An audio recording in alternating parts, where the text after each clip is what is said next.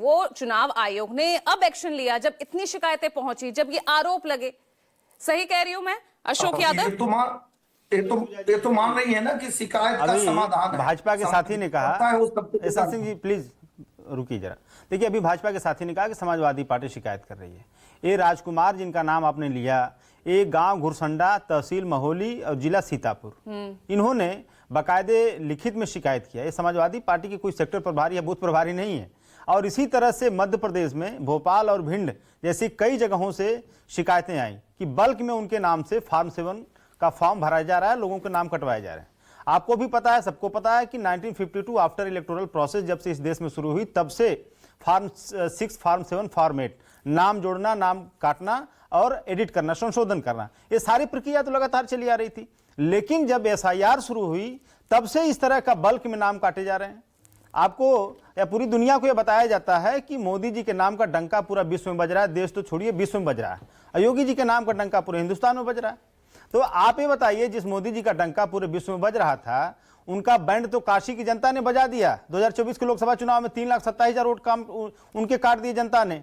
और योगी जी का डंका का बैंड जो उत्तर प्रदेश की जनता ने बजा दिया 62 से 33 को ला दिया। गड़बड़ी अशोक यादव, ये तो गड़बड़ी कहीं भी हो सकती है ना। आपके भी कहीं गढ़ हैं ये उत्तर प्रदेश में, वहां भी ऐसी शिकायतें आ सकती हैं, तो करवा तो कोई भी सकता है ये काम।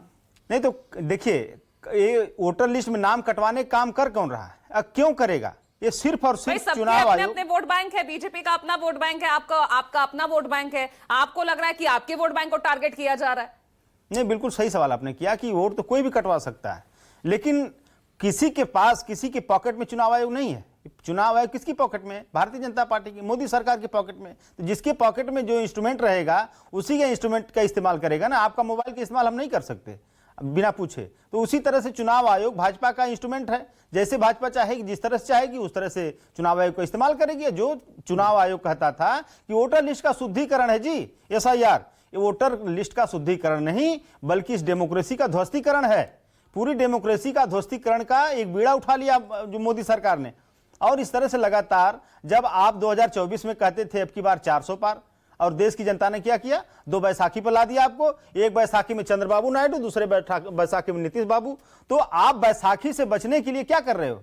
इस देश की डेमोक्रेसी के साथ खिलवाड़ कर रहे हो। बाबा साहब ने जो वोट की ताकत दी थी पूरे हिंदुस्तान को, चाहे वो राजा हो चाहे रंग हो, सबका वोट बराबर है। और आप उस वोट की ताकत से आपको वंचित कर रहे हो पूरे हमारे पीडीए के लोगों को। खास तौर से चुनाव आयोग ने कल ही बयान आया। देखिए पूजा जी, एक्शन की बात अगर एपिक नंबर भी जांच किया जाएगा शिकायतकर्ता का। पूजा जी, आपको याद होगा 2022 के विधानसभा चुनाव में समाजवादी पार्टी ने कितने सारे जो है एफिडेविट दी थी, विथ कंप्लेंट के साथ एफिडेविट हमने दिया था। अभी बाईपोल चुनाव में भी हमने बहुत सारे एफिडेविट दिया था, लेकिन नॉट इवन सिंगल एफिडेविट, कोई एक्शन नहीं किया गया। तो हम कैसे माने कि चुनाव आयोग निष्पक्ष रूप से काम कर रहा है? कोई बात होगी, जाइए आप सुप्रीम कोर्ट जाइए, हाई कोर्ट जाइए। भैया मतलब चुनाव आयोग किस लिए है? हर काम के लिए हम हाई कोर्ट, सुप्रीम कोर्ट जाएं, और चुनाव आयोग क्या करेगा?